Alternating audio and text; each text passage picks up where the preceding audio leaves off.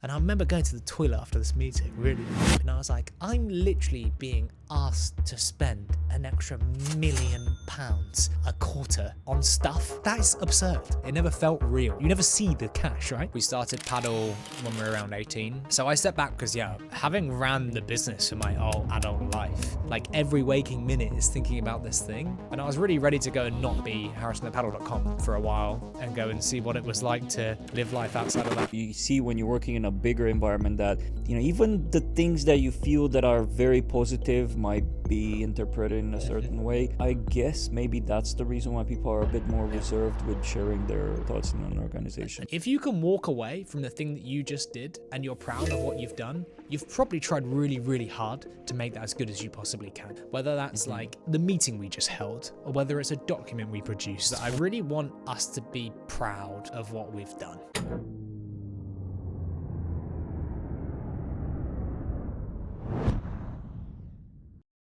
First of all, thank you for, by the way, I love your shoes. Thanks. Can't get them on camera. Like, unfortunately, I'm big on fancy shoes, like kind of like formal shoes, although today I'm wearing sneakers. Yeah. Thank you for deciding to do this last minute. It must have been, who is this guy with his podcast and what is going on over here? So I appreciate that. Harrison, we're in the Paddle studios. They gracefully accepted to host me.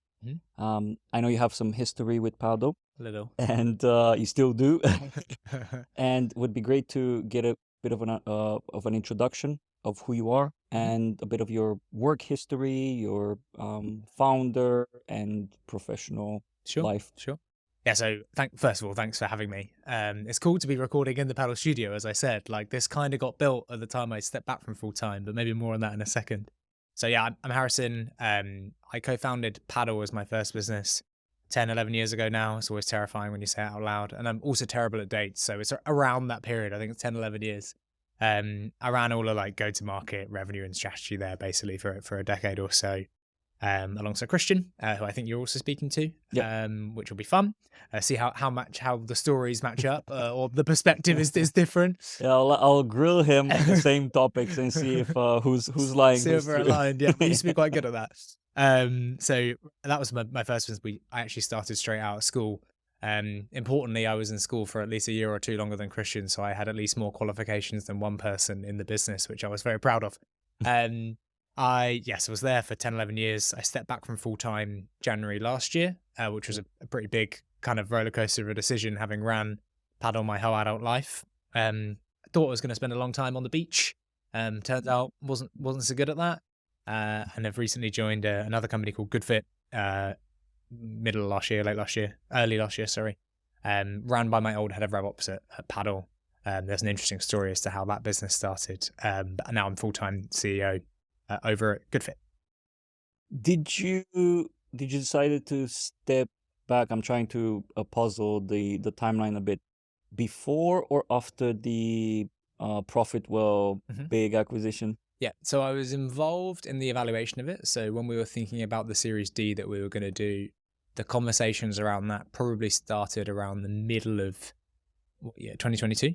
I'm thinking about what was the nature of the fundraise. Should we consider any M&A? Should we consider any strategic investors? So we're certainly involved in the planning, the ideation around actually whether Profitwell was a good idea, the evaluation. I helped prepare things like the data room, but tried to take a bit of a step back during the actual kind of cultural integration, I guess, because I wasn't actually going to be there full time, although I know Patrick pretty well.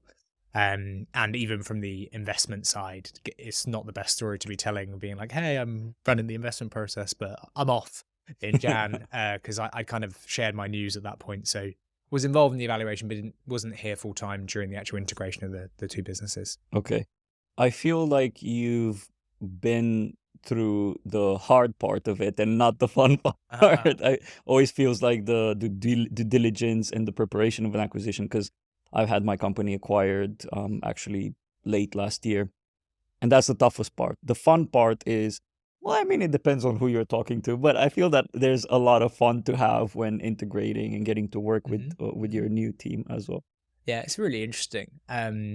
Even the journey and the experience in which bits are fun versus not. I think actually with every fundraise that we did, things started to get easier, to be fair, even in terms of due diligence. By the time you've done it, like for the 5th time, you know what days they need. You can even preempt what questions they're going to ask. You already have pre-prepared your answers to those. You've indoctrinated your entire C-suite and VPs of all the answers that you're going to be giving when you get the question. So it wasn't too stressful. It was also quite fun, actually, the fundraise and the due diligence and stuff for the Profit Well round, because we started to pitch like a vision as to what could happen, as opposed to just purely being evaluated on our numbers and our historic performance, because that kind of happens when you get to Series C. So I still enjoyed it. It was okay. So you mean to tell me that the We Signed Tomorrow documentary was overly dramatized? No comment, Your Honor. I was at a breakfast literally just before this, No Rest for the Wicked. And one of the chaps who was there was asking me about that. He was like, I love the documentary. I'm like, well, there was a moment where Christian got in a taxi and just went around the block just for the documentary, for example. A couple of fake slam doors. I was about to say the slamming of the door, and that was fun. How did this new role come about? Tell me about the opportunity, maybe a bit on how that happened. How did you become the CEO of your current company? Yeah, so I mean, there was a long decision as to whether I should step back from Paddle, which may be a separate story. It's quite distinct, actually. So at Paddle, we were growing in some quite unique ways, especially in the early days. Like the way in which we were using data, we realized was quite different to how people normally use things like data and go to market. I think one of the benefits of Christian and I really doing this for the first time with Paddle, having done it for the first time with Paddle, was that we had no bias as to what you're meant to do, which sometimes worked really well and sometimes really didn't. In this case, it did. And we were doing some really interesting stuff with go-to-market for quite a long time, to the extent whereby with each round of investment that we did, sometimes the investors were equally, if not more, interested in what we were doing with things like data and go-to-market as they were the business itself, which was quite frustrating at times. But it got to the point whereby my head of RevOps, who actually hired straight out of uni, like it's an amazing success story, was being asked basically by the investors to be like, this thing that you've done with data at Paddle with Harrison, like, is awesome, and we'd really love for you to package it up and go and give it to the rest of the portfolio. And he was being offered some quite big sums, like his entire salary's worth of sums to go and do this thing, which was not ideal for a retention perspective. But with my blessing, I was like, mate, you got to go and seize this opportunity. I mean, it feels that on one side, that's a bit of a bummer, because it feels like your investor is stealing employees and team members from you. But on the other side, it begs to differ. Your investors must be quite involved and helpful if they had the opportunity to think about, oh, this is really useful, and we have a portfolio of funds, of funded companies that this would be useful for. Because not all investors and VC funds do that, in a sense. Yeah, they're awesome. It was, I mean, again, they weren't quite so explicit as how I described it, to be fair. Sure, but you're completely right. And ever since then, even with the new business, they've been so helpful and referred a ton of business and really knew how we were operating to even spot that as an opportunity, I guess. So yeah, was delighted. And again, like, it's a bummer that I lost my head of RevOps, who was kind of like my right hand within the business. Like RevOps was like my little skunk works to some degree, and there's been so much innovation that's been born out of that team since then. But like, yeah, I was sad that I lost my head of RevOps, but absolutely proud and delighted that someone we'd hired straight out of uni had flown through our organization as well. Like he had like a team of 8 people, was almost getting to like senior leadership kind of level. But to create the playground or the environment in which these people can come in and thrive within a few years and then start a business, being begged to start a business, like, makes you so proud. It's one of the things that I reflected on after I left. It's stories like that actually the thing that you become most proud of, really. After a while, all the numbers start to blur.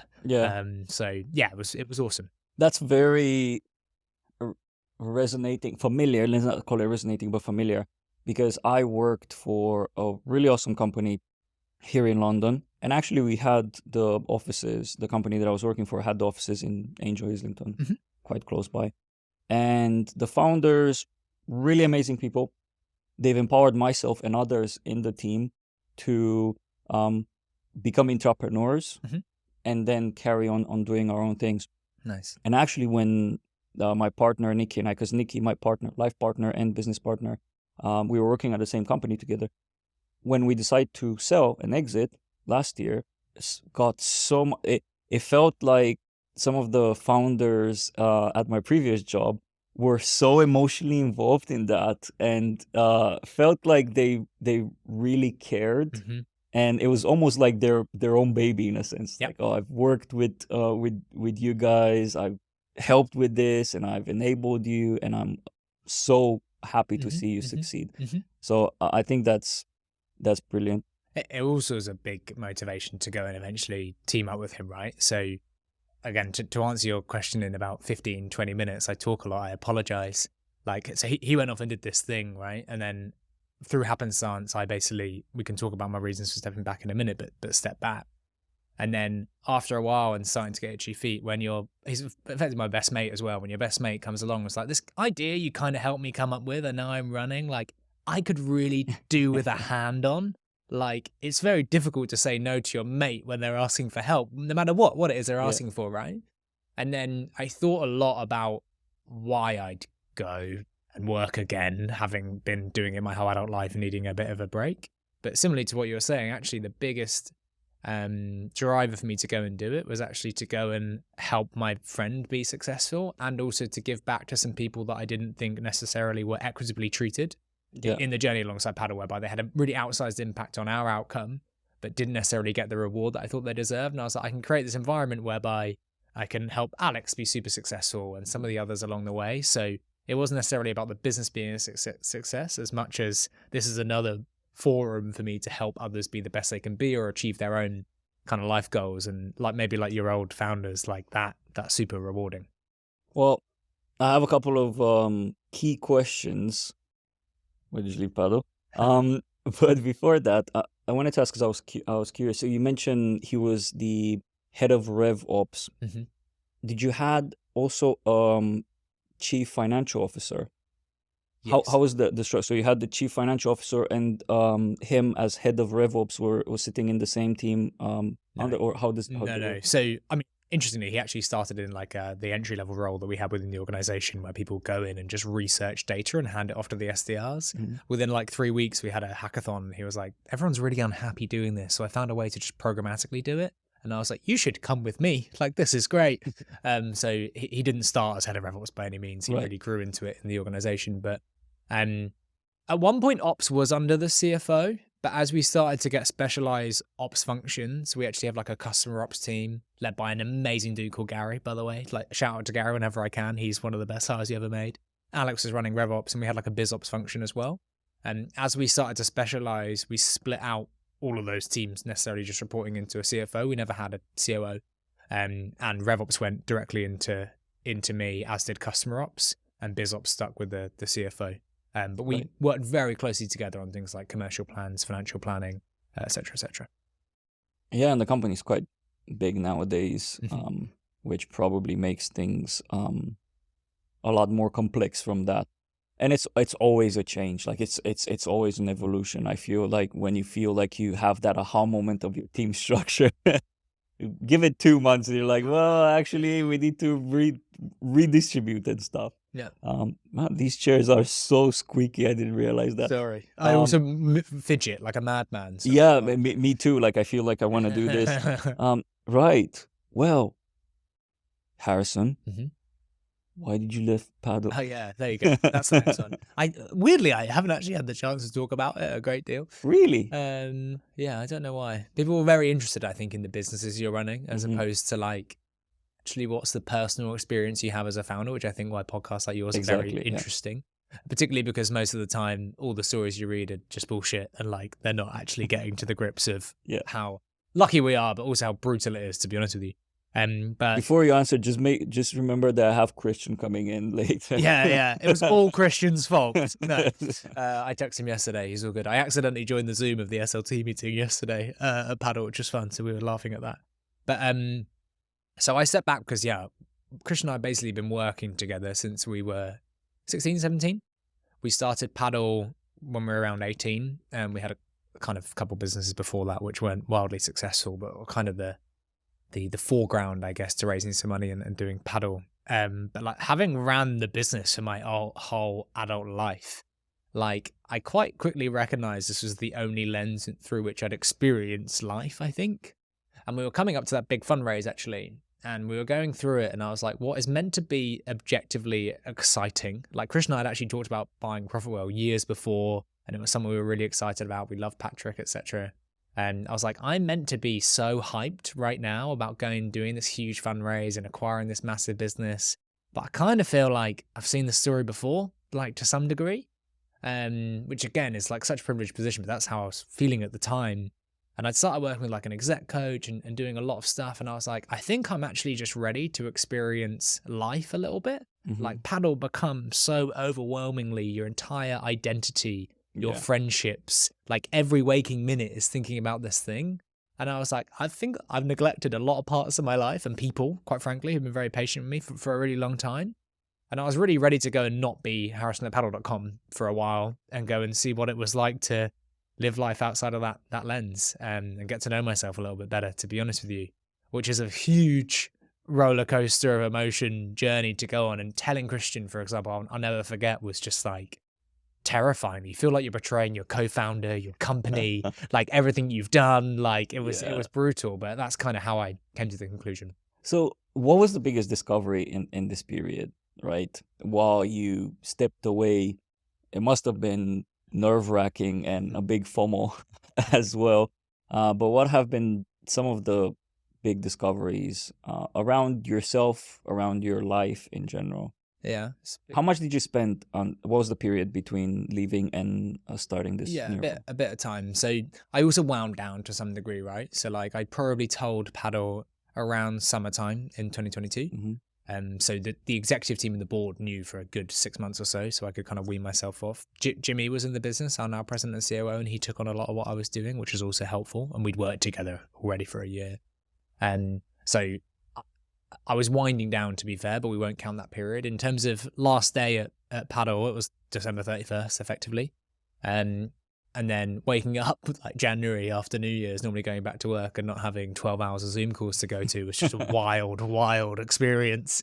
So you didn't, sorry to interrupt the story, you didn't slowly tone down and took like slow steps backwards away from the business, if you're saying that, you know, 12 hours of meetings and then all of a sudden, right? Because some founders do that, exit slowly, and all of a sudden they don't really feel the transition that much because they've phased out of the business. Yeah, I mean, I think I tried, right? I certainly did in terms of responsibility. So like more and more so I was no longer responsible for like teams or like direct reports. Right. So like my actual ownership was decreasing over time to allow things to function correctly. But like you can't help but get like dragged into these things, and like I was still absolutely doing hours and hours of Zoom calls and people panicking, being like, oh my God, like you've got this relationship with this customer. Like I was involved in every sale we did for 5 years at the start of the business. Like people panicking. I'm like, I'm not dying, guys. Like if you need anything, like give me a shout. They're even pinging me today to message someone. But you can't help but still spend a lot of time with the business, even if the ownership's not massive.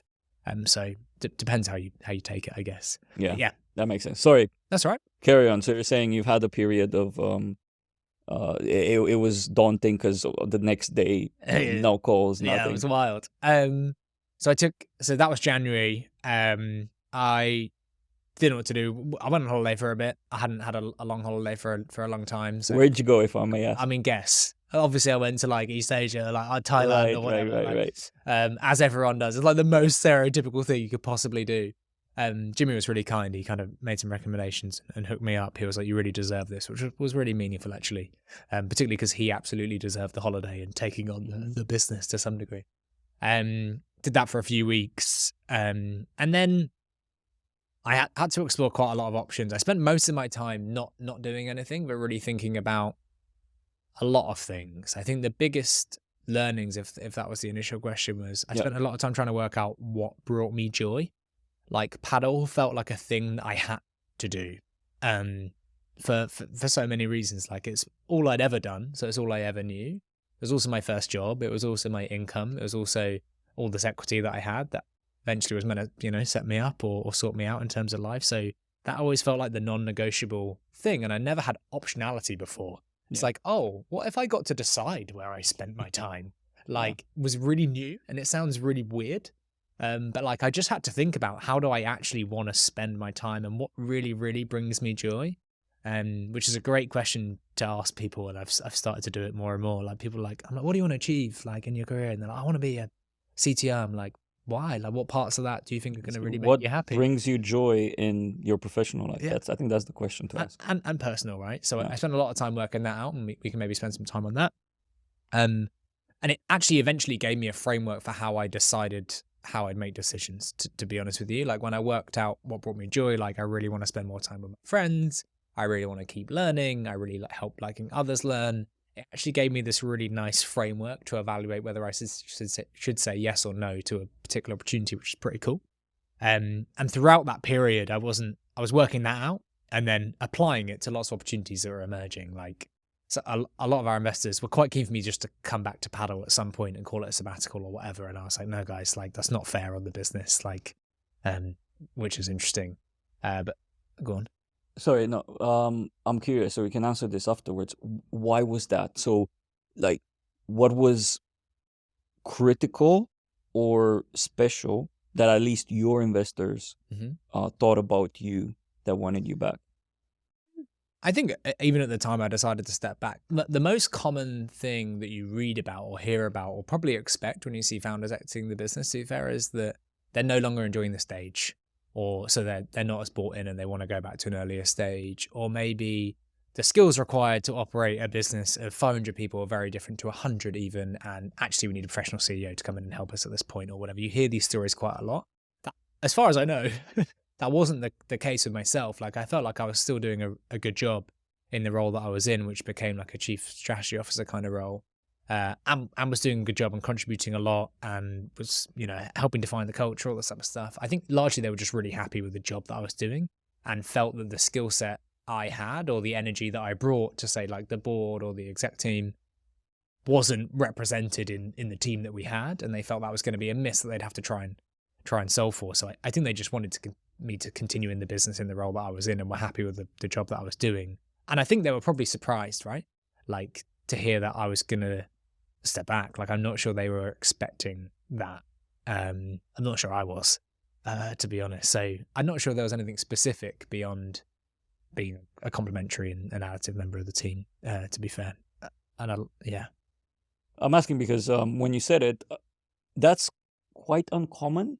Most of the times VC and investors would want to replace their founders and basically have them exit their executive roles at a later stage in the company and replace them with someone that has the experience of getting the company in that at that stage. Because again, you grew up with the company. So it's, it's reassuring, motivating to hear that there is still investors that actually want the opposite. Yeah, for sure. You must have done also a brilliant job. Hopefully. I think it was okay. But yeah, you so commonly also hear from the founder side as well that they maybe enjoyed a different stage of the business. And I get that all the time. People are like, oh, you must be loving Good Fit. It's so good to be back in the nitty gritty. I'm like, what? Where like we have no budget. I've got no team. Like I like all of these things. I actually didn't enjoy the earlier stage as much as I did probably the Series B, C time. I'm like, I really love drawing circles around our executive team and people and empowering them to go and doing an amazing job, which actually happens at a later stage rather than the earlier stage. The earlier stage was brutal. It's like crying at night, wondering how you're going to win any customers and go do your fundraise. I'm like, this was fucking awful. It's stressful. So yeah, that was interesting. But I decided not to go back. I mainly felt that it would be really unhelpful for the business for that to be uncertain, to leave them in the lurch, to be like, I kind of need some time. I'm not ready to commit to leaving you guys, so I'm going to go away for a year and maybe I'll come back. It's just helpful for no one. So I really didn't want that to be the case. But hope the door would always be at least ajar for me maybe to come back and give them a hand. I'd hope that it still is, but who knows. But I was evaluating a lot of opportunities. That was one of them. There was a lot of, the VCs were awesome. Like I've got some really good friends who invested in Paddle, people that I believe to be friends now. Notion Capital are a great example of that. And they kind of, most of them came open book, like, what do you want to do? 83 North are awesome. Like, do you want to go be CRO in these places? I'm like, absolutely not. That definitely doesn't tick my boxes of joy. Like, absolutely not. I don't want to own a number anymore. Like, I'm fine. Do you want to be a VC? Was a question that I was asked. I talked to Sequoia were quite helpful, Luciana, talking about that as an option as well as Notion. And I was like, I'm not sure I'm ready to be a VC. That's another 10-year commitment. And I'm kind of like got PTSD a little bit of just like locking myself into something for a decade. But then when Alex came and asked for some help, it really did tick those joy boxes. I was working with my friends. I was in control of my own destiny. We talked a lot about how we were going to run the business and whether that would suit kind of some of our requirements. But that ultimately ticked a lot of the boxes. So I was like, why not? Like, it seems to make sense.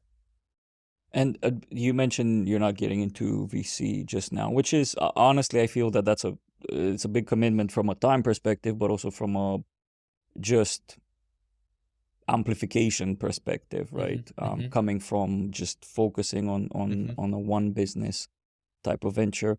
But do you do, as of now, any investments, any EISs, angel investment stuff? Yeah, I do some angel, which I enjoy, but yeah, I don't think it's for me in terms of, I just feel like I want to be more helpful than I necessarily can be when you're spread across GoodFit and all the angel investments. Hopefully they think I'm helpful, but I'm not sure it's for me, at least right now. Yeah. I also, I just am not sure that's the path I take. Although I am starting to think forward. So for GoodFit, I don't actually expect us to be running the business for a really long time. Like, it's not our intention to be $1 billion business or whatever. And this time I'm trying to get ahead of that a tiny bit and think about, okay, what would the world look like when we exit GoodFit, as opposed to waking up on the January morning and think, what the fuck do I do with all of this time? And I've started to explore. I'm like, I've done a bit of angel investing to see what that's like. I've done a little bit of like consulting to see whether I enjoy that. But my assumption right now is probably more so around the coaching kind of route. Like, I really enjoy working with people and helping them learn about themselves and be the best they can be. I think it will always be some hybrid of like helping them do their job as founders, probably. Yeah. But also just helping them through the emotional journey and intensity that they've just signed themselves up for over the next decade, who's walked in their shoes. But I think that's probably where it will land. I'll never be able to do nothing. I really am very excited to just ride my bike for like 3 hours a day, don't get me wrong.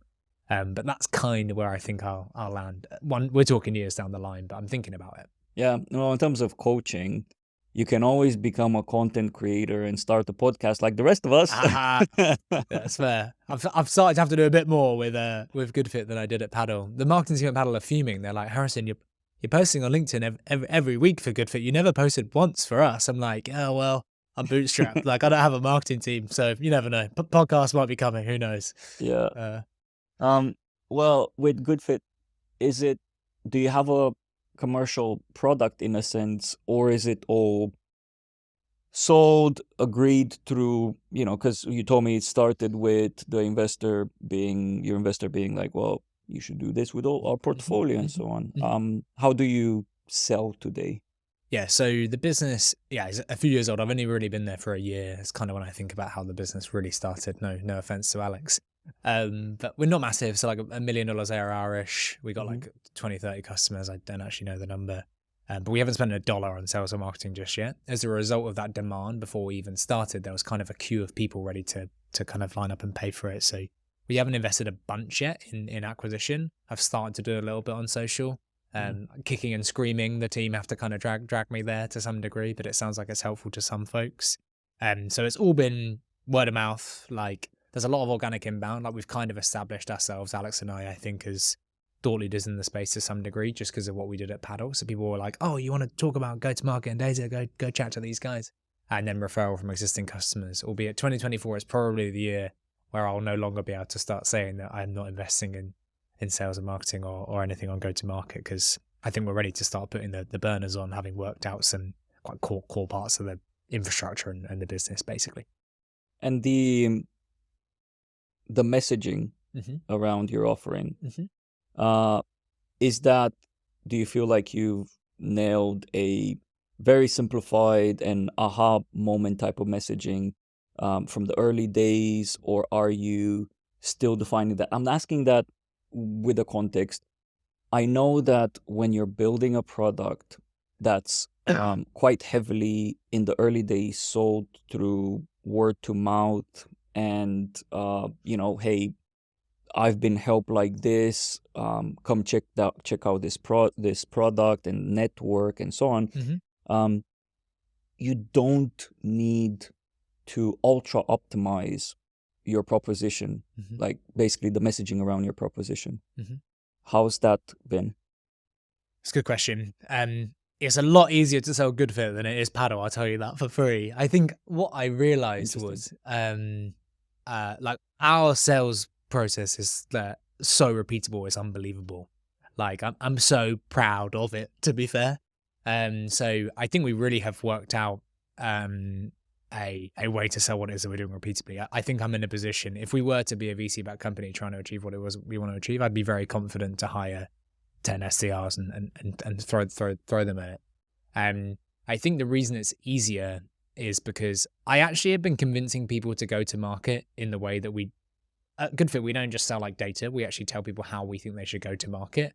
And the starting point for that is data, right? Like when you're selling a change in the way people should do something, you're already quite differentiated, because most people are selling a feature level and they try, but they're not doing a great job most of the time, especially in data. People go and evaluate data largely qualitatively, which is a problem. But they don't really just switch between the vendors. They switch between them all the time. They kind of know what they're getting. And then as soon as you're like, actually, no, we're not selling what they do in any way. We're doing it in a very different way. And here's how we actually think you should go to market, which is very different to how the market thinks about it. You're already quite differentiated. But what we benefited from was I'd kind of been talking to people about that for years, because we've been doing it at Paddle and people were really interested in it. So even before we started, I was like, I kind of think I know how we should talk about this in a way that gets people excited or gets them to want to behave in the same way. And that gave us a real head start, to be honest with you. We had been doing ourselves and been convincing others to do it. They'd gone away and done it in some instances before GoodFit existed. So we actually had kind of been pitching these concepts and this way of working for years before we started. And then it was like, how do we distill this into a sales process to some degree that folks can follow? So yeah, the harder bit wasn't the selling, it was the retention, actually.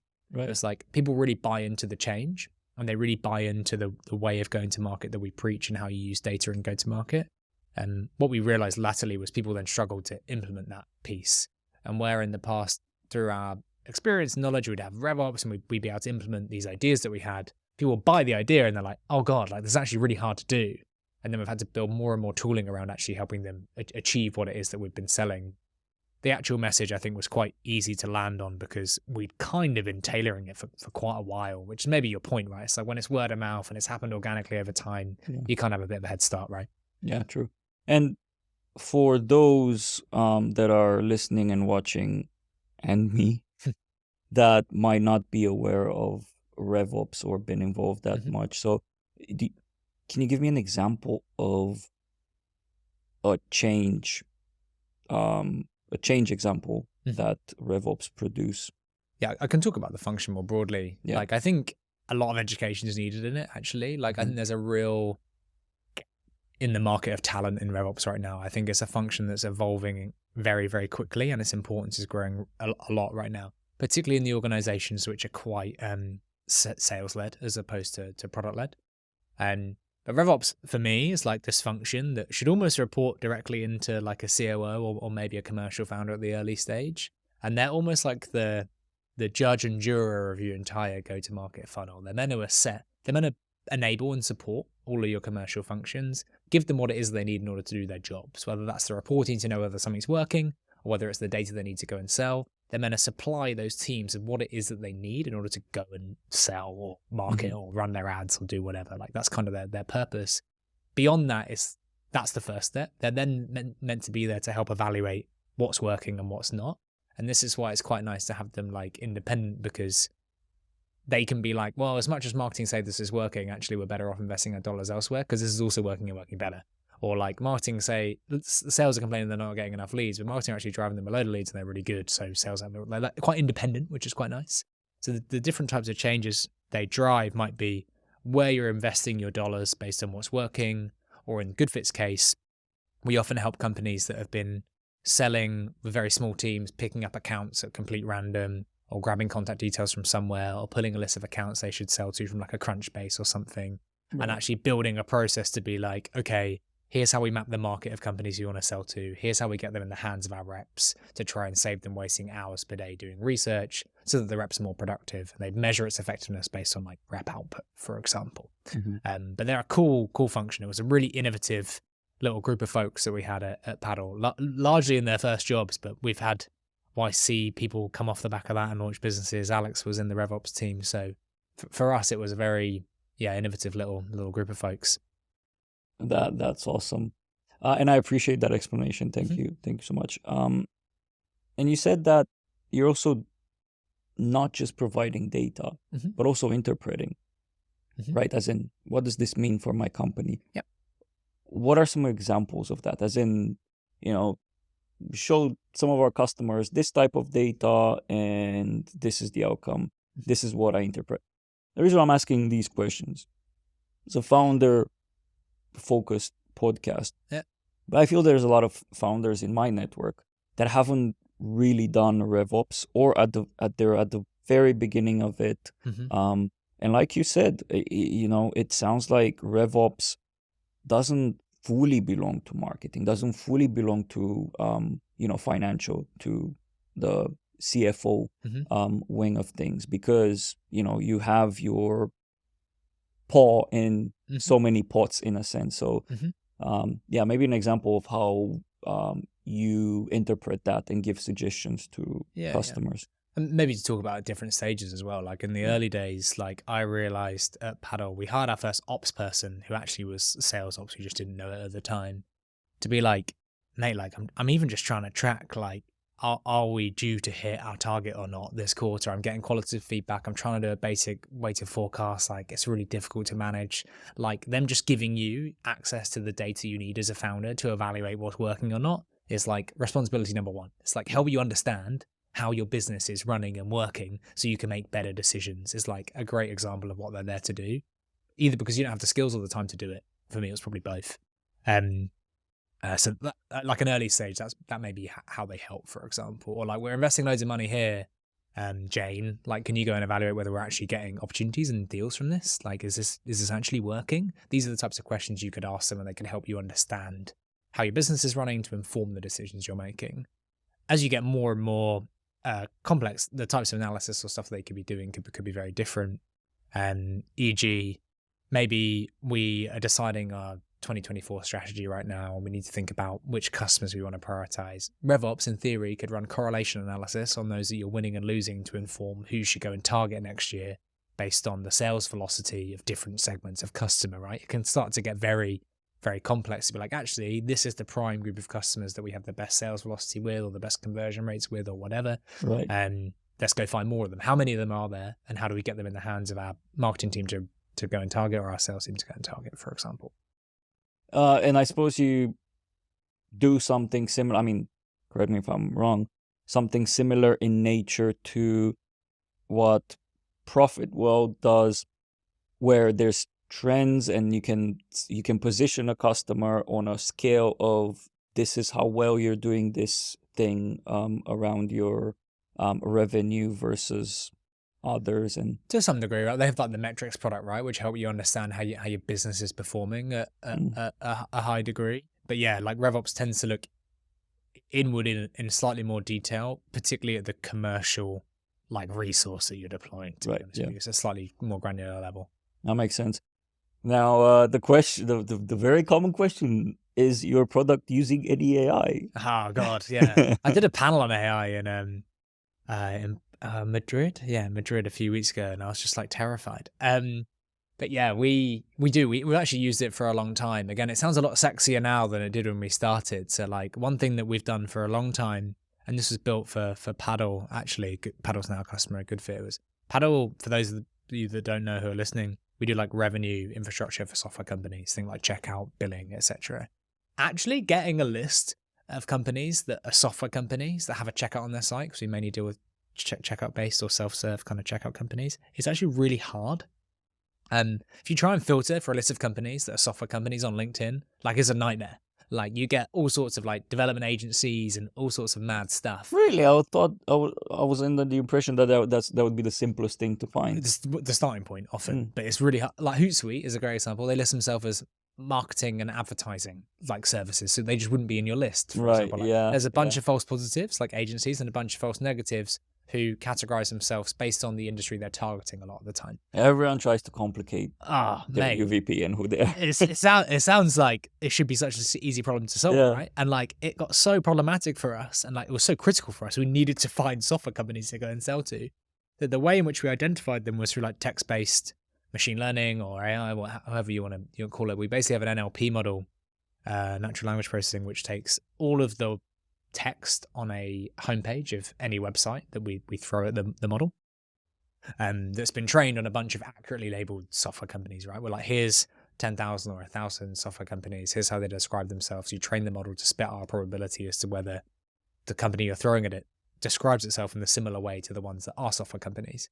Basically, we built this natural language processing model whereby you throw a website at it, it takes all of the text on its homepage, and then it spits out a probability as to whether it's a software company based on the way that it talks about itself. And this is the best way we found to identify software companies. So from really, we first developed that like years ago for Paddle, and things like ChatGPT, etc., and language processing and etc. have all got a lot better and smarter since then. So we've applied those concepts more so within the product. So yes, I guess I'm no expert at this. I've got a lot of very smart people who handle this stuff within my team, but I can't even remember the word for it. This is how little I know. But I think we've found text-based AI to be really good at what's called classification, which is identifying whether something is or isn't A or B, and we use that an awful lot.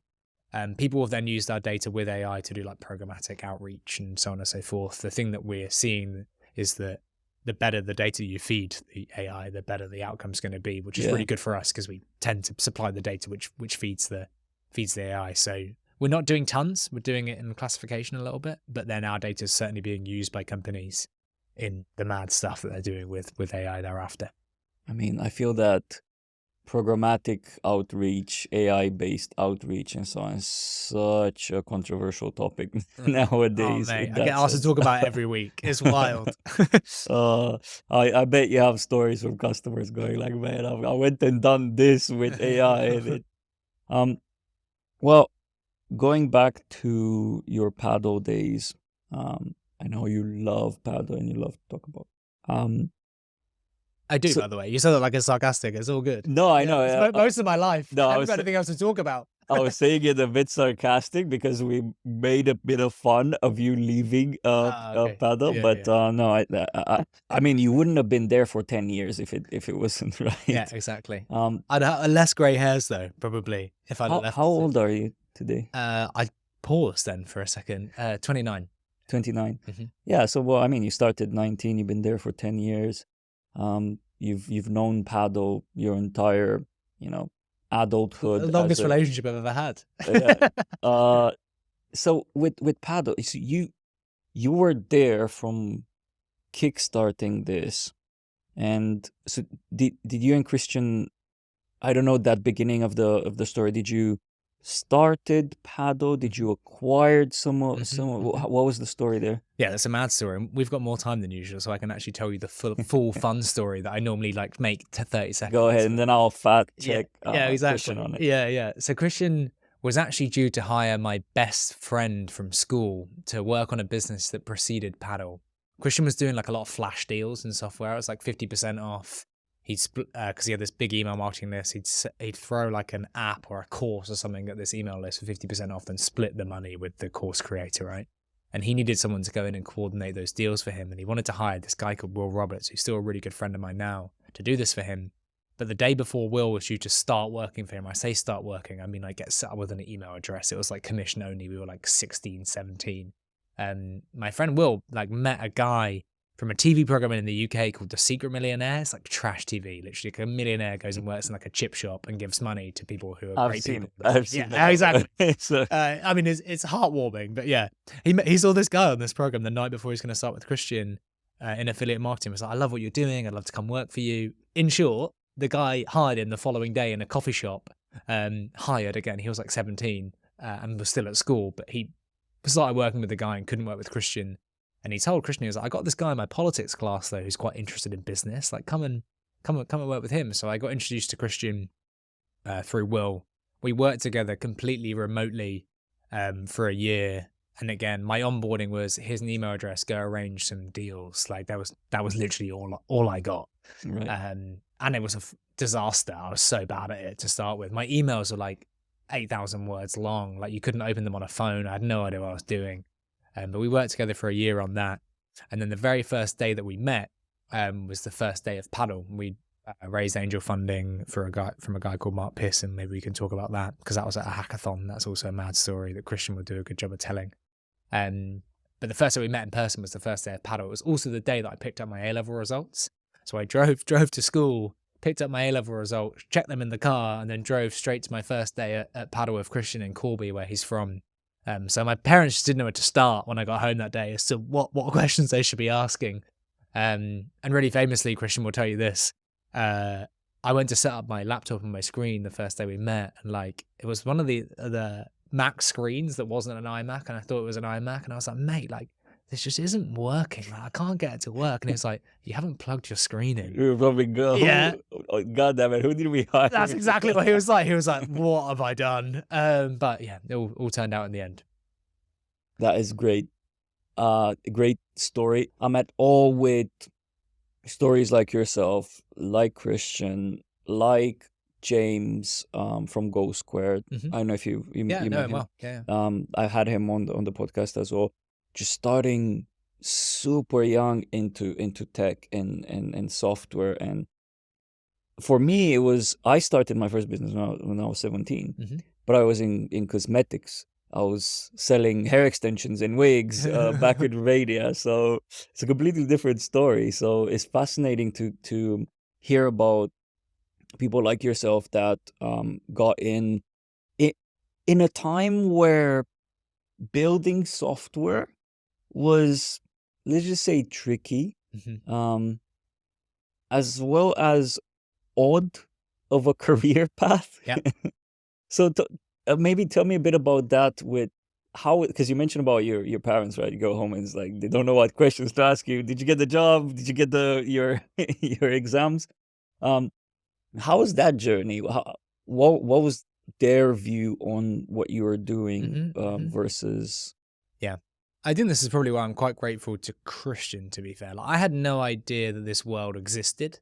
Mhm. Like when my friend recommended me to Christian as this guy interested in business, what I was doing was like making email signatures for forums and like avatars for forums and selling them for like $5 a piece. Like I was not aware of the world or what was going on at all, but I was just trying to do stuff in technology and business and design. I had no idea. And I had no idea at all that the world of building tech businesses, venture capital, investors, any of this stuff existed. And probably didn't even when I was in it for like a year or so. This Series A was just this 2 words I'd heard of. Like, I didn't know, never done a class in business. I didn't know the difference between revenue and profitability or revenue and profit when we started. I literally knew nothing. And Christian, on the other hand, was already reading like, God knows, well, he knew the cap table of every business in the world. At 17? Yeah, he's a different breed. But he definitely dragged me into this world, I think. And I was just happy to be in a bit. I was always keen, I think, to run a business or have some ownership or do something cool or control my own destiny a little bit. And then it just so happened that I got dragged into the world, but had no idea about it. And as you say, like, it wasn't common. Like, nobody was doing it. Interesting that you mentioned James. One of the only things I did when I just started working with Christian was I went to like a tech meetup. At the time, this was like 10 people. Like, this was not cool. And interesting, Go Squared and James were talking at the event. He doesn't know this happened, and I know him quite well.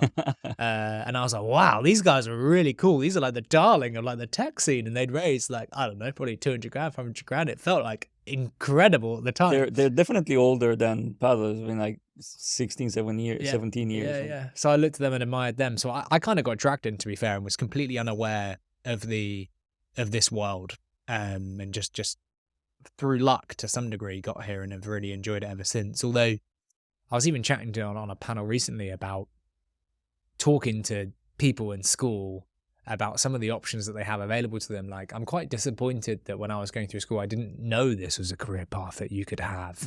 And we were so indoctrinated in like going to university and following all these like traditional paths that I'm like, that education really needs updating, to be fair.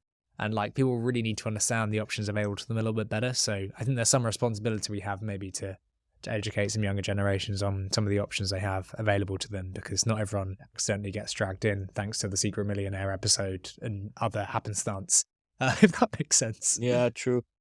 I think the world has diversified and amplified, let's put it like that. Yep. Since when you started, since James started. I think that this generation of entrepreneurs and founders have a bit more tools at their disposal. Yep. But I do feel that there's still so many things that aren't prevalent in the world of startups, tech, business in general. Yep. That people just don't know that they're an option there. Yep. And it is a closed group.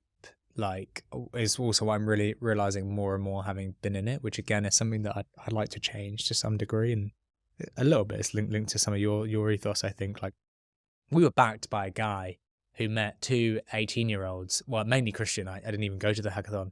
Met Christian at a hackathon, was really inspired by the dude, and then like gave him like hundreds of thousands of pounds just having met this 18-year-old at a hackathon. Like that's mental. That is like, it hits you like a glove. It's like, what is going on? Also, I think it was done over Twitter DMs. Like, and this was the time when Twitter DMs were like character limited. Like that's pretty phenomenal. And like he backed us like out of nowhere. But the amount of money that gets reinvested into the people who've done it before over and over again, and then we wonder why we have like diversity issues in tech, is like, well, it's because we're all just in this circle, feeding and selling to one another and backing one another. So the more that we can diversify flow of funds, education, awareness into different groups, I think that the better the world and the industry and the outcomes are going to be for everyone, to be fair. I think that is something we could all probably do a bit of a better job of. Yeah, that is extremely valid. And I'm completely aware that I got to where I got today because my background, because of my involvement in the tech space. I picked up software engineering after cosmetics, just like super different from wigs to code. I like it. Yeah, but yeah, it's gradually I've started meeting more people, getting involved in this, getting invited to that, helping some. And my first funding round, angel seed investment round, came from someone that both Nikki and I knew really well. It would have been impossible if we were, let's say, call it outsiders. Yep. And you know what? I'm part of an angel investor group in Brighton. And I've had to shift my thinking about who do I invest in, because I was so caught up in the whole, well, if the person has the background, the experience and the connections, they seem like a sure thing, and they seem like they know what they're doing, and they seem like they have the right character for this. And it was actually someone that I had a podcast that told me, but isn't that being exclusive, right? And not allowing others. If all angel investors and VCs do that, which is, well, you don't belong to this industry, you have no experience in this industry, so I'm not going to support you, then again, we're going to be in these very enclosed environments where no one can break in, which is never a good thing. So I had to change that ethos of investing. I wasn't even thinking about that. My thinking was like, well, it seems like they're legit and they fit, so I'm going to invest in them, not giving an opportunity. And I also thought about myself, because I'm thinking of going into a completely different industry and different world.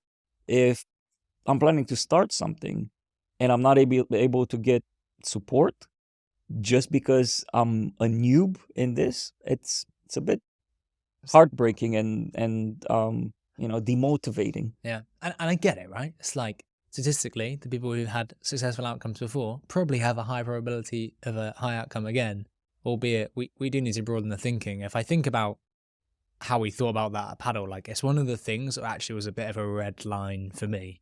Like as soon as we started, or when they tried to insist on experience or whatever in our job descriptions, like I would really lose it, to be fair. I'm just like, we have no right, like I can't stand in front of the mirror and look at job descriptions like this based on how we've got to where we've got to today. I'm like, most of our most successful people within the business, not most of them, many of them have come from the weirdest, most wonderful places. Alex is a great example, right? And Christian and I have literally no experience and no qualifications. So how can we make it a complete requirement that other people need to have done something before we hire them? I appreciate it's something that can be a part of the evaluation. It should never be a hard requirement for anyone, because if not, like, we're just a walking contradiction, to be fair. Yeah. Well, I see things in a bit of a different spectrum in that sense. I completely agree with that. If we only hire the experts and the experience, then we're not going to give opportunities to anyone else. And, me coming from a certain background and being a misfit, right? And jumping from an industry to another, and jumping from even from a technology perspective and path perspective, I don't think it's fair to do that.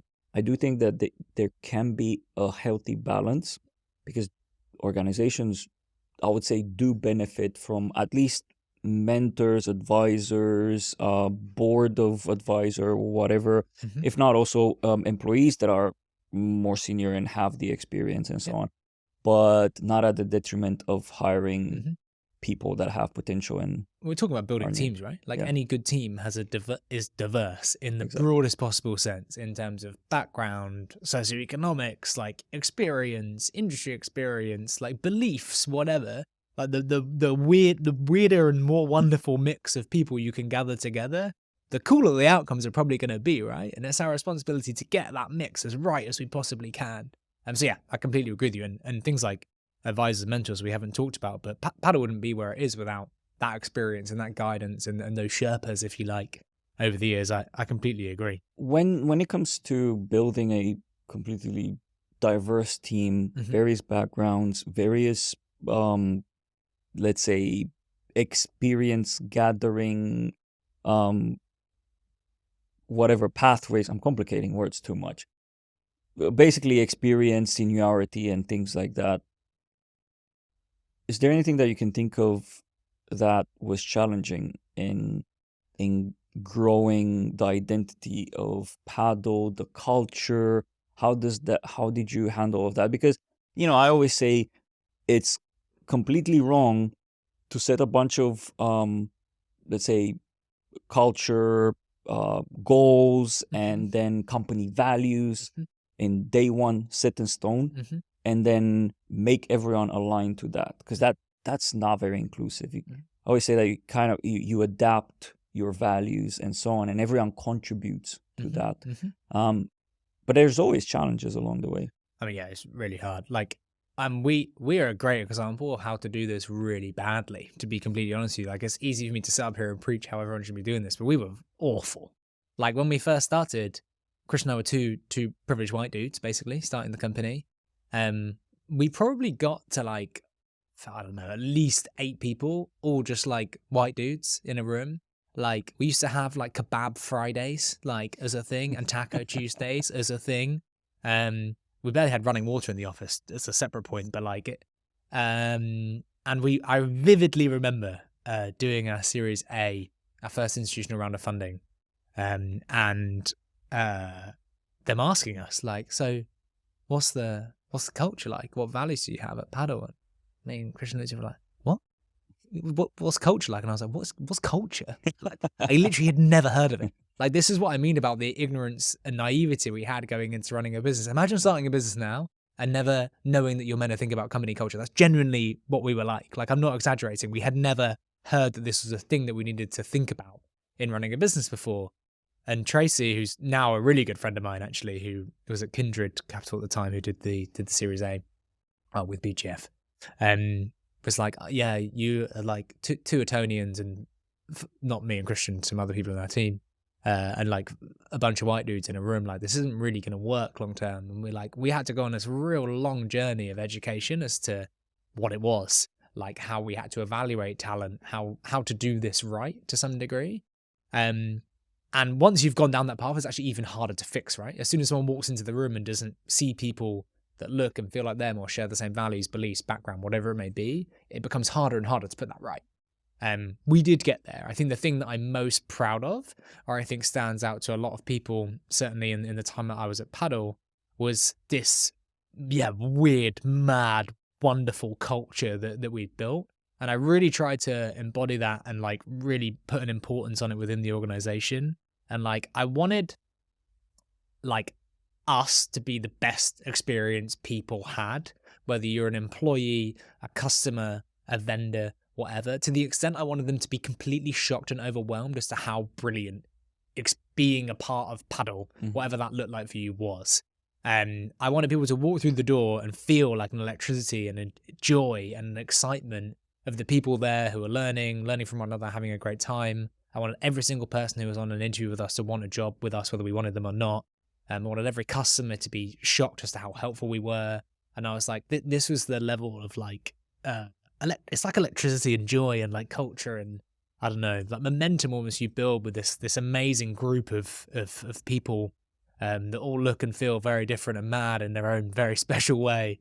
I think we really did get there in the end, but it was hard work and we knew nothing when we started. So it took some doing. And who was the first person, the first role that you hired in order to make that happen? Everyone we hired, I think, contributes to culture to some degree. We didn't have You didn't have like someone to say, or, "Oh, hey, this is your mission to help us with this." No, we hired our first VP of people. So Paddle was one of the big mistakes we made was we were like 20 people for like the first 5 years of the business. We didn't scale the business team like at all. And like we were growing at 300% year on year and the team size wasn't changing. And then one year we were like, oh shit, like we need to grow 300% again next year. And like, oh God, like we need like a lot of people because this doesn't work. And we went from 20 to 120 people inside 8 months. We can talk about that at some point because that was wild. And there's a lot of lessons in there that we could probably share with others. But at that point we hired. So you said 20 to 120 in 8 months. Yeah. It was intense for us. Other people now have gone through different blitzscaling of different scales, but for us it was wild. Intense. Yeah. But we hired a VP people at that point and tried to talk about how we maintain the culture that we built. Whether we did a good job of that, I don't know. But yeah, everyone you hire contributes though. You made a really good point, which is like culture isn't something that you decide and then leave. Like every single person you hire is going to contribute to the culture that you have within the organization, and your culture is going to evolve over time. Like your values might be quite consistent, but the actual culture and what it feels like to be a part of this group of people is going to change over time. And normally for the better, right? You'd hope that everyone's contributing positively to the culture. Otherwise, maybe they're the wrong person to have hired. But so it changed over time. But we didn't hire someone to own culture or whatever until we hired a VP people. That didn't really work. We realized that it really did actually have to be lived by the founders and then followed, I guess, and respected and augmented, I guess, by everyone else. How does that translate in terms of operations, decision making, funding, financials and such? Because in order to make something that grand happen, which is we want people to have the best experience they can at Paddle, on whatever their lifespan is with Paddle, and that's another thing that I really appreciate, the fact that you encourage and then you empower people to take their own path, and whether that path is to eventually leave and pursue something else, that's great. But it always comes down to budgeting. It always comes down to decisions and so on. And some of these things, I suppose, and I see some of the events that focused on the internal team and so on that are happening. So I suppose you need approval of those budgets and so on. I'm curious if you can talk about that, how those decisions in your time were taken. Did you had some sort of structure on, well, when it comes to people experience, or however you call it, employee experience, we have fixed budget, or is based on some of the achievements that we want to achieve around people? I think no is probably the answer. Like, I think people think, and it helps, right? Like the perks that you give, or the whatever, like the offsites that you run or whatever, a core part of the culture, and they certainly help and they help codify it, and then moments in time where you can reflect on the people you have, get them together, whatever.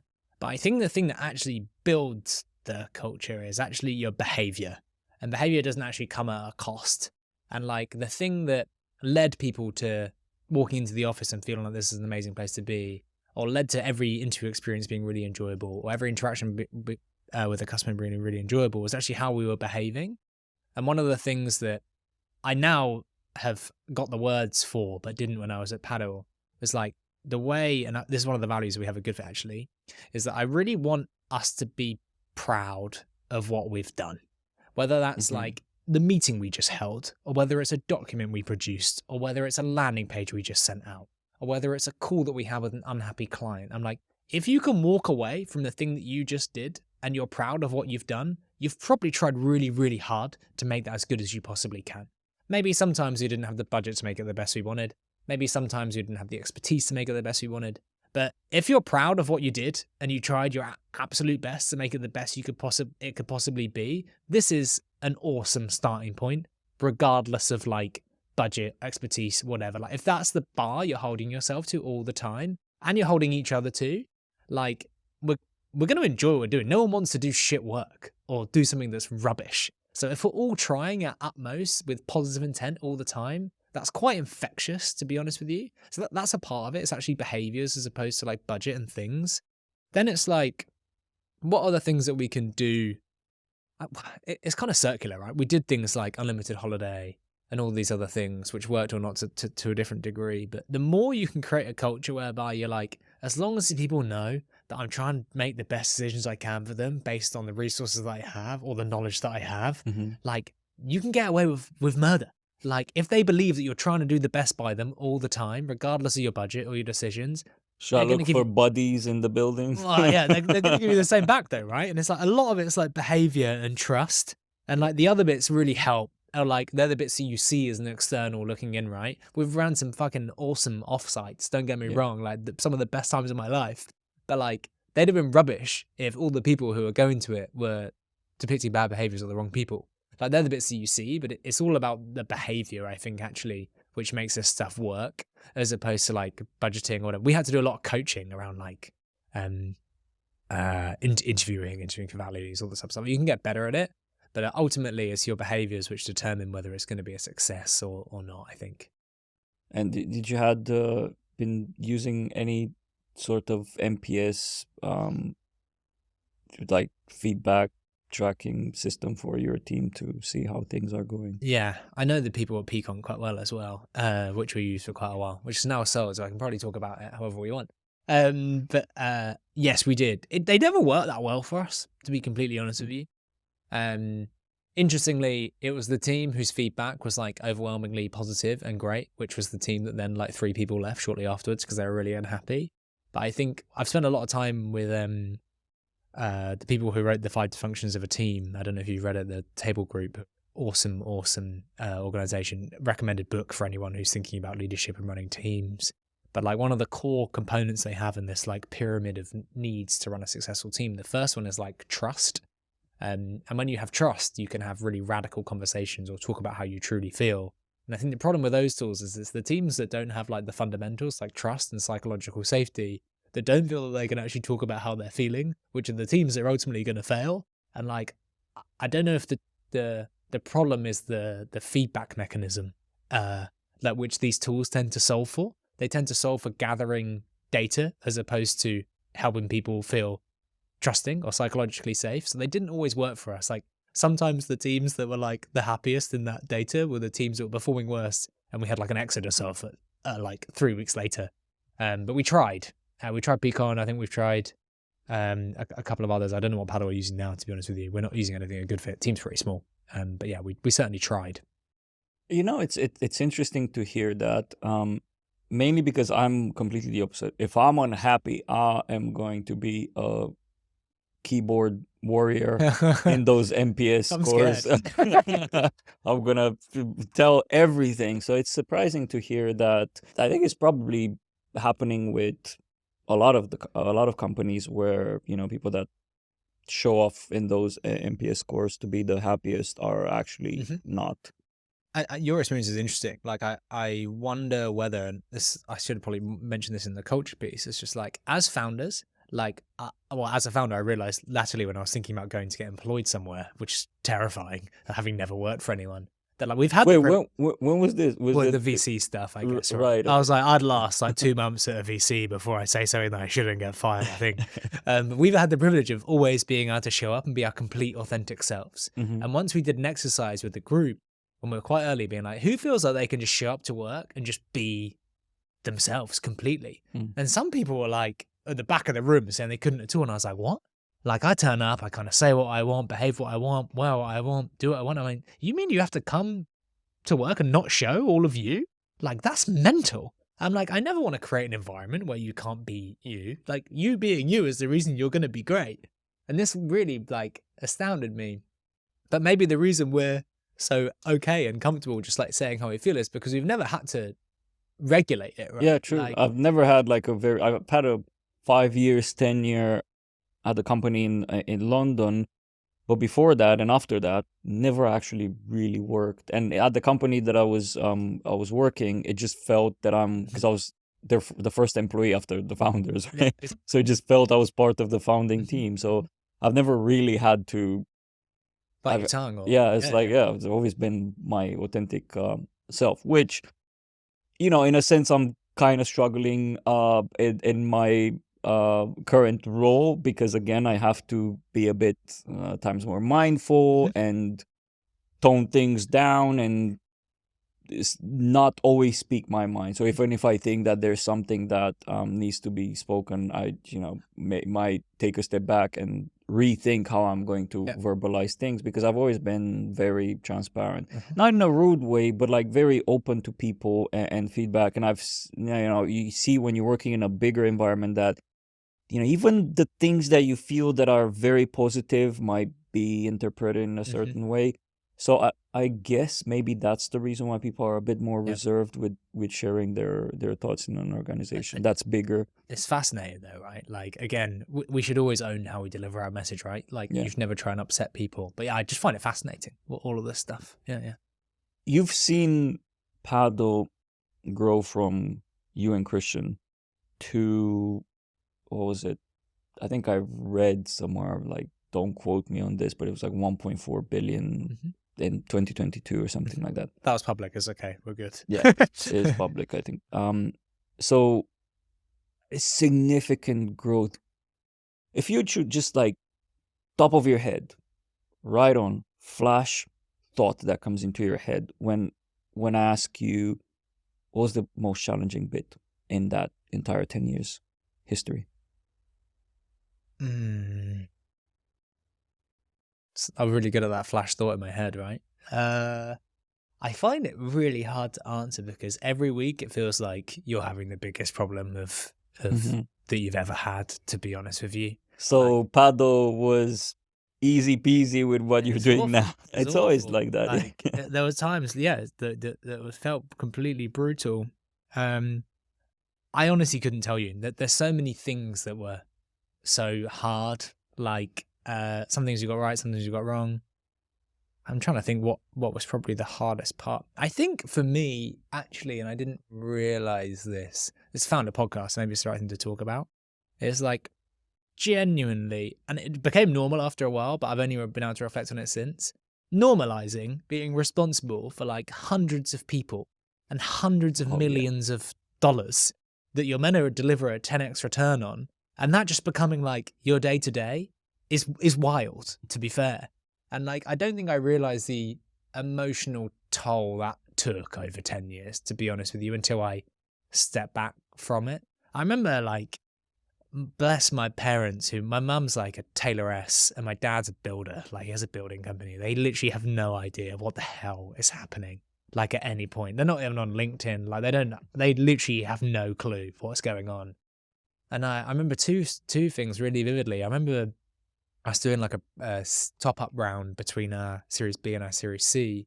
And they're like, if you're going to take this money, we wanted to get a chairman on board and raise some money at the same time. And they're like, you need to grow even faster, so you need to spend even more money.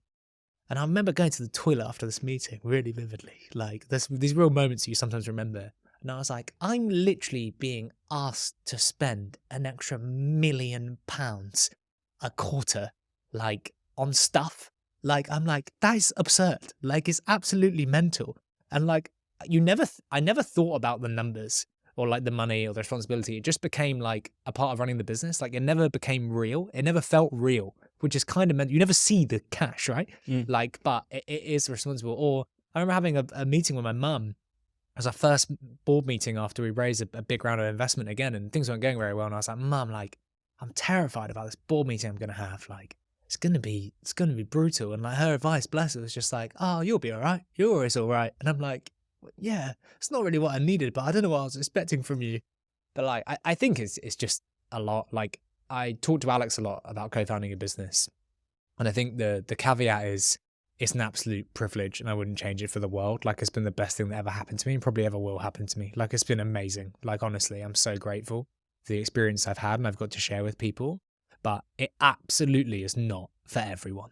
Like, the level of discipline and like just the brutality of the experience over a long period of time, it is no surprise to me that people don't be founders for 10 years and leave and exit. Yeah. Like, it is brutal, man. Yeah, so that's probably it. Just the whole thing. Like, it's just a terrible answer, but yeah. I think there's definitely a lot of good lessons and good stories from someone like yourself, but you are considered, a very successful founder in a sense, and privileged, right? That you were able to do this super young and basically step away in a very positive way from a business of paddle size. You are the minority in my audience, and the reason why is because I have so many of the listeners or viewers that say, bring us more founders that are not as successful and as prevalent, right? Because we want to relate to that. But again, I do think that there's a huge benefit of hearing raw and real stories from people like yourself as well. I wanted to, a couple of things. One, talking about your parents. I think I haven't gotten to ask the question properly early on when we started talking about this.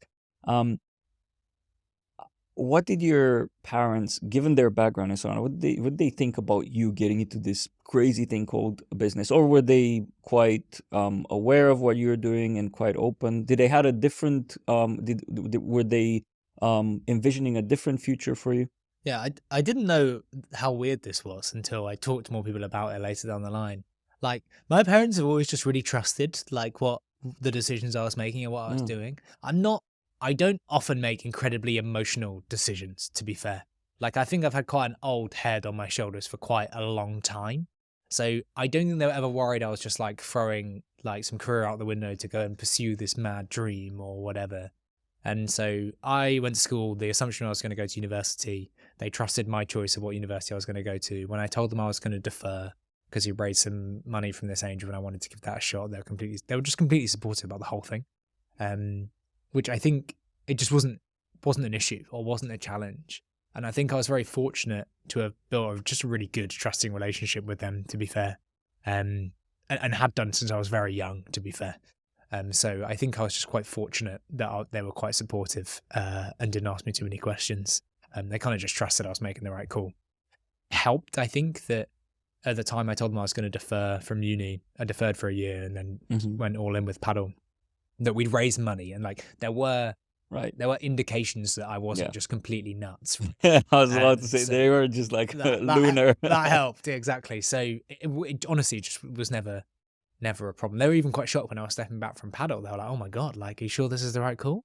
Like, my dad is also desperate for me to like go and raise money and like go do this thing again. But like, that's now because he knows that that's a thing. Like, yeah, they've just been quite supportive of the decisions I made. They're more chatty now. They're like, go do this thing. I'm like, yeah, great. Like, I wasn't getting advice earlier. It's like, oh, my son is very successful. We have to have him do more of Do that. more, yeah. Your retirement home would be lovely, Mum. It's No. like we're just getting started with cheering you on. So don't stop now. No, It must have been like, what's wrong with you? Why are you stepping away? No, they could see that I was a bit knackered. But yeah, they're awesome. So yeah, it was never a problem actually. And if you don't mind me asking, do you have a family of yours? No.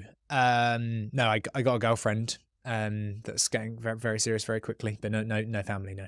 Okay, so from a lifestyle perspective, well, except for the yachts and helicopters. That's Christian. You got him on in a bit. Really? I'm Okay, joking. I'm gonna.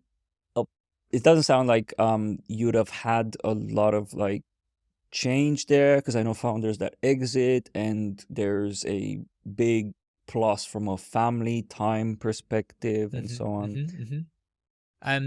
Yeah, no, not on the family. I mean, I recognize that I neglected my family and my friends probably for a decade, and the ones that have stuck around and stuck through me and ping me every 3 months being like, are you ready to actually just like grab a beer? Like, I don't deserve like such faithful, trusting, patient people. Like, even previous relationships, like the shit they've had to go through, like me claiming that I just need to send an email before we go anywhere ever, like is phenomenal. But there wasn't direct kids or family member who people who necessarily benefited from the decision. Well, tell me about that part, because I was the same. Like, I mean, this guy over here, he's my best friend since high school, and I mean, he's clearly stuck around, although I've gone and went missing for 2-3 years, just head down into working and geeking and so on. So yeah, super grateful for people like that in general.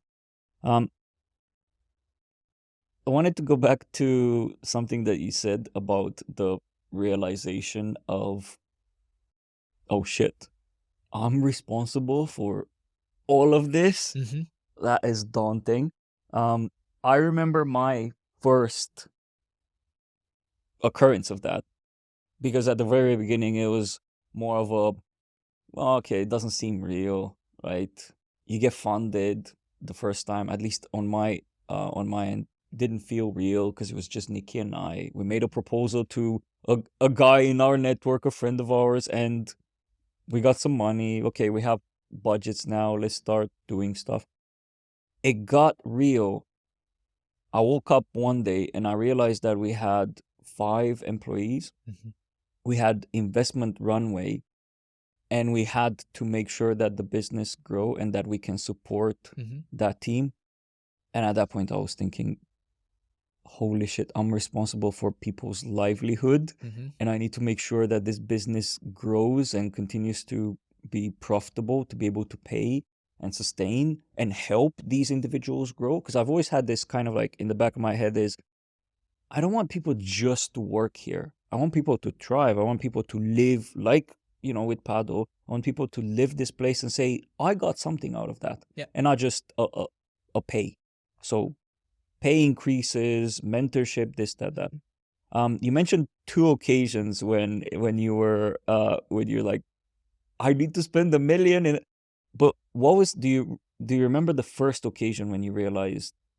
That was it. That was it. Like I think I was like you, like just felt like I felt like I was not playing a game. That sounds really like derogatory, but it just didn't feel real. I was like, I'm in a business. This is how you run a business. You look at your financial plan. The numbers are really big, but it doesn't matter what the numbers are. They're going to get bigger by 100%. Like it just felt like this is what you do. It just became really normal, like to be talking about going from 1 million to 5 to 10, as if those numbers just meant nothing. Like one day my sister's husband is a builder, and he was like, what's turnover of Paddle? And I told him whatever tens of millions of dollars it was. He was like, what? I'm like, yeah. And he was just like, that's fucking mental. And I'm like, yeah, I guess it is. Like, but again, you don't feel any different. Like, I don't know, it just becomes so it's like Fugazi. It's just weird. I don't know, but that helps. Like, I think it helps you be objective when you're not emotionally worried about it all, as hard as that is, and you're trying to objectively assess what's the right thing to be doing by the business, by the people within it at all times, and you're able to remove yourself from the stress, you make better decisions. Weirdly, once we got a like character assessment as one of the VC rounds, which was quite funny. But one of the things they were mainly measuring was how you respond and behave under stress. I've seen that happen sometimes within teams, but this was just for you as an individual. And ultimately, they were trying to help make sure that there were people within the team who don't just like freak out and make rash decisions when under stress. But because that could really take its toll. But I think I was quite good at separating myself from the reality and just being focused on running the business based on how I was told to be running the business, as opposed to thinking about how big the numbers were on the screen and how actually all those numbers were people and all this type of stuff. Again, I'm really good, I think, and really proud of how I looked after our team. Yeah. But when making the business decisions, you need to think about it as non-emotionally and emotively as possible, I think. I do feel that having people that are from outside pointing it out can make you realize and be like, holy crap, you're right. Like saying, oh, you're making 20 million revenue or something like that. It's mad. Oh, you have to feed 100 people? Yeah. Every Tuesday, that's just lunch. It's normal. Yeah. So it's I think what kept me and Nikki in our kind of like numb state for quite a long time is that my parents and her family does not understand. Like those numbers mean nothing to them. Yeah. Which is not that common. But I think that helped us not, because we didn't have that many people sitting down thinking, oh, are you reaching 1 million ARR? Oh wow, that's a lot. Or you have a team of 10 people distributed across the world. Oh, that's quite interesting. Yeah. So we didn't have that many people. So just telling stories to my mom and her being like, cool. to make sense, right? They're just like, whatever. Yeah. There was a moment in which it was cool, I think, with my parents. We were like 8 years in. I launched the US office for Paddle in 2020. That was when COVID happened, right? Like I moved there in January, got hit by COVID. I was meant to move there every year for like 5 years. It never made sense. I moved there the year that it absolutely didn't make sense. And it was a complete nightmare, but I had to move home later that year. I moved back in with my dad and I hadn't lived with him for like 10 years. And it hit him, I think, both. Like one day he was like, do you not get bored? Just like sat at that desk all day? And I was like, well, actually, today there was a hurricane in the Philippines and we have 25 staff there, so I'm only working that out. And he was like, what? I'm like, yeah, it happens all the time. It's just like, what? And like just this weird normality is just wild. Or that Black Friday happened also when we were there. And that, I think, I put like the map up on the screen of like the transactions happening, which all of the e-commerce companies do. Like everyone will have seen it before he's listening. But like, I was like, every single one of those dots is someone using the Paddle checkout. He was like, fuck. Like, there are moments where they start to get it. But yeah, it was mad. It was cool. It was nice to see them understand a little bit. Yeah. Or be proud. Like, I kind of want to make them proud, right? So yeah, that's why you look at that. They kind of get it. Shiny thing over there, numbers and stuff. Yeah. But it also never felt internally like we were ever good enough. Like, to the extent it was quite detrimental to the culture sometimes. Like, me and Christian, we had a board level conversation once about how me and Christian just don't celebrate anything. And as soon as we hit something, we're ready to move on to the next thing. Again, one of the big mistakes that I made was one year we set ourselves some really aggressive sales targets and I just thought we were crap. Like I just thought we were rubbish because we weren't hitting these targets we set ourselves. Like I felt awful. And like I was driving the team so hard and saying how bad we were because we weren't hitting these targets and trying everything I could to hit them that people thought we were like going to fail as a business. Like 3 salespeople left. My team was like 5 people, by the way. It was like pretty dramatic. Because we weren't hitting our targets. And then I was like, fuck, like the business is fundamentally flawed, like we're buggered. And then what I've now learned was that year, I think we grew 300% and we're the fastest growing software company in the UK. But like I had no perspective of like what good is or what normal is. And like it also sometimes really negatively kind of portrayed itself. So yeah I don't know. I think that's, it can be a double-edged sword in a sense. It can be beneficial because you're not looking in others' garden that much or looking at what's bad or what's good that much, and you can just go on with it. But in the same time, it can also be detrimental if if you don't know what good is and you're thinking I'm not there. Sometimes you need the positive reinforcement, right? Like definitely showing your parents, look, all of those are love users. Me. Please. Those are my users, love me. I'm curious about the 20 to 120 employees in 8 months, because I've always had like we stayed small, like Paddle, we stayed small, and it was because of 2 reasons. It was because I always wanted to kind of nurture a smaller, more intimate group of people at Jigsaw, at our company. But in the same time, I was also terrified of scaling Mhm. people. Um, Either fast or slower. I've always had a headache just thinking of how to do that. So I'm curious of two things, and you're free to answer as short or as long as you want this. One is, how did you actually goddamn do it, right? Like 100 people in 8 months. What were the logistics there? And then maybe a bit about how that changed, like what some of the internal structures that you need to put in place to all of a sudden, after years of 20 people, have to accommodate 100 more. Yeah, that's a good question. I mean, the very short answer is everything broke, like everything. Like, there's some really fun stories about it that I'll do longer and then do the boring stuff fast. 'Cause that's what people want, right? They want the Yeah, fun anecdotes. Like, we exactly. moved into an office. It was awesome. I was so proud of it. Like, it was probably fit like 50 people. Within about 3 months of being there, we're like, oh, fuck, this isn't going to be big enough. So we had to buy the lease out of the people next door. And then whilst we were working within the office, literally knock the wall down to make it bigger. So that we could have enough people all on the same floor. People were literally smashing a wall down with hammers What whilst we the were hell? working. To the extent where people would get drunk in the office on a Friday and just like deface the wall, knowing it was going to get smashed down like the following day. I feel that you can clip that picture as a meme We of expanding teams. we have videos, I'm sure, somewhere of Christian hitting that thing with a hammer. And then we grew out of that office that we bought next door, and then had to get a lease in another office like up the road. But it was like 15 minutes up the road walking, but 5 minutes on a scooter. So we bought 100 scooters, made everyone sign a waiver, and then let everyone just scoot between the meeting rooms because there weren't enough meeting rooms. Someone literally broke their wrist in about a week. Like, it was a nightmare. It was great fun for the week that we were there. Like, everyone on the street was just a paddler, like going up and down on these scooters. It was sick.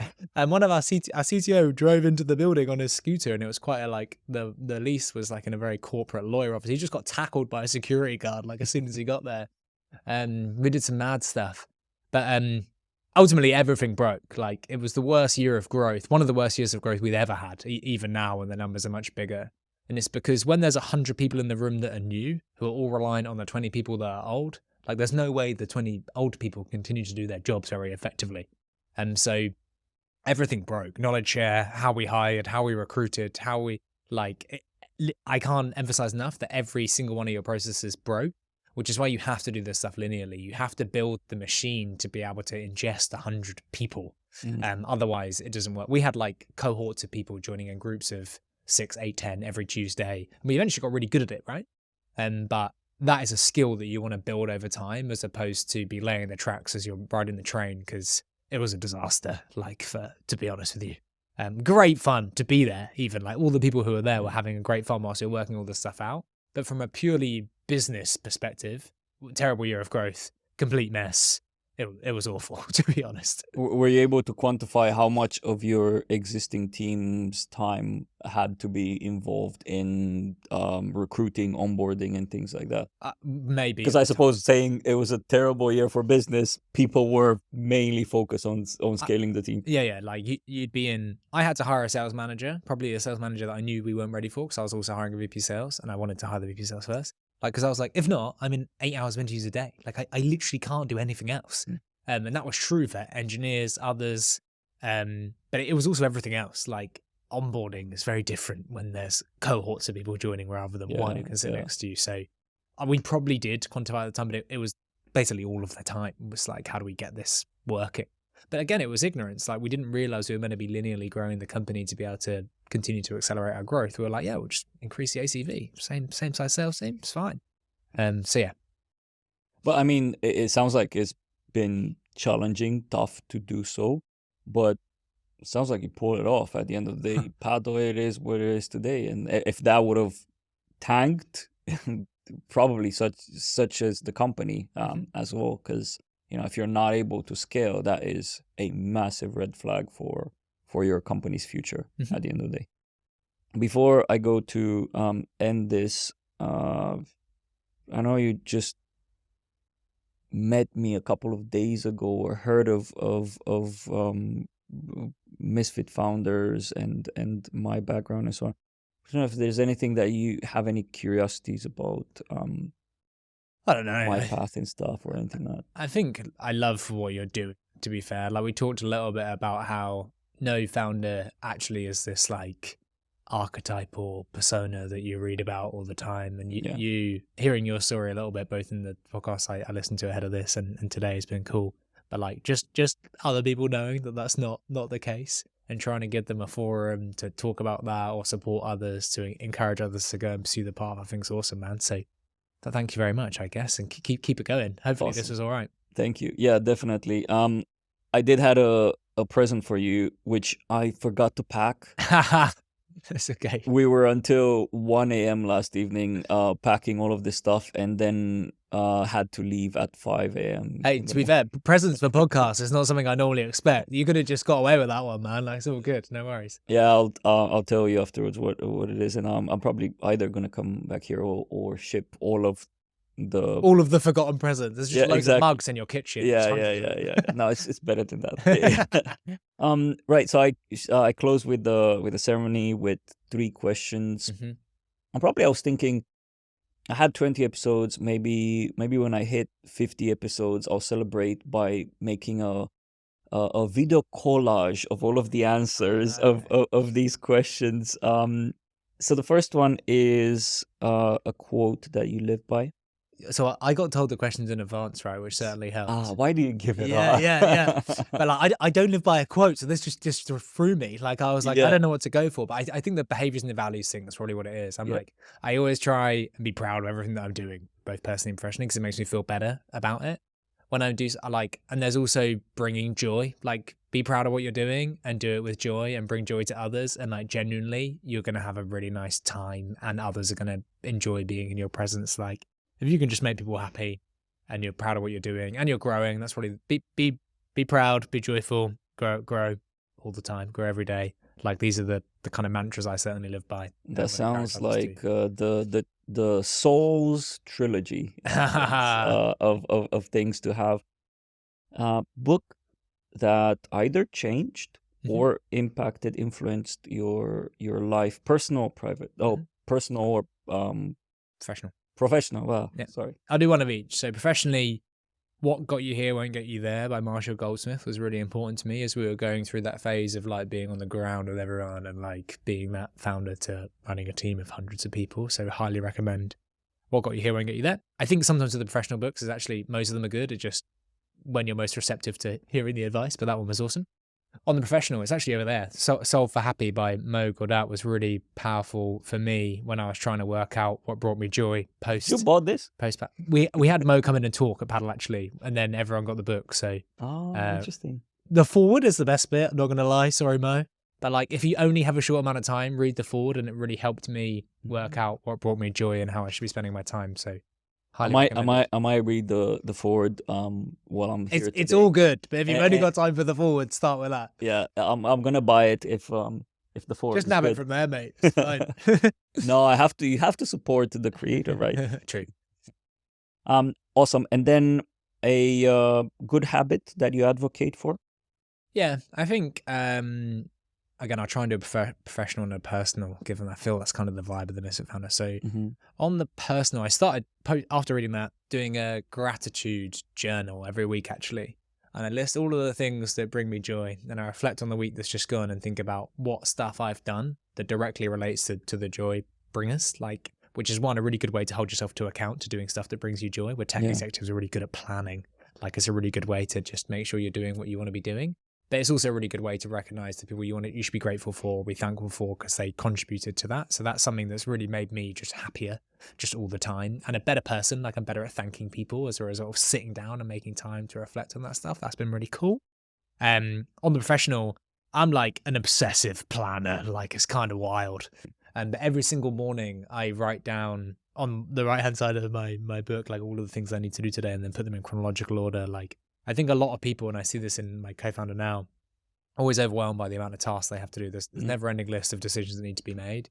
They're getting really, really good at ruthlessly prioritizing every single thing you have to do, and then doing it in order every day will produce better outcomes. And that extra 5 minutes you need to spend to just think about how you're coordinating yourself makes sense. The biggest misnomer we have is like, it will only take 2 minutes. It's like at any one time, there's probably 350 tasks on your list that only take 2 minutes. Oh, It's yeah. like, it's not that it takes 2 minutes. It's that you need to ruthlessly prioritize the things that take 2 minutes every single day, because you're never going to get to the end of the list. So at least do your best.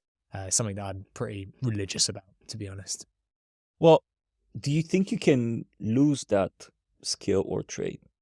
The reason why I'm asking is because back in 2015 to, let's say, to 2020, I don't know if it was the pandemic that caused it, but I used to consider myself a ruthless planner and structurer when it comes to work, to tasks, to things like that. I hated chaos at work, like be it in my tasks or be it in planning and architecting something and so on. I'm the complete opposite now. I'm chaos, and I don't know what happened along Flips the the way. mic. Yeah, I don't know what happened. Maybe it was pandemic and just not being in an office and not having that environment and just working from home and Wow. building a business on my own. Maybe that caused me to flip from being very structured to just being a bit more chaotic with how I do things. This is amazing. I couldn't do it. I'm even like in my personal life. If I'm having a flight, I plan like hour by hour what I'm going to be doing on the flight before I have the Okay, flight. you'll never change. Like I can't do it. I'm happy for the plan to change, to be fair, but I need to have one, otherwise I'm just freaking out. Yeah. That's cool though. It's interesting. I wonder if it's like, yeah, I don't know, re-energized by a different way of working, maybe second time round. I don't know. Maybe. I just wanted to ask you that because I don't know what happened. Well, Harrison, thank you so much for doing this. I really appreciate it. It was also short notice, so I appreciate that. I love your rings and and everything about your presence. I feel honored and flattered because it seems like you put an effort today. Or is this how you wake up? To be fair, this is my usual get up. I did put an effort. Awesome. I've watched the podcast, did some prep. Like, it was a pleasure, man. Thank That's you so awesome. much for having me. Thank you so much for sharing your story, and I'm sure we'll hear more from you in the future. Awesome. Thanks, man. See you soon.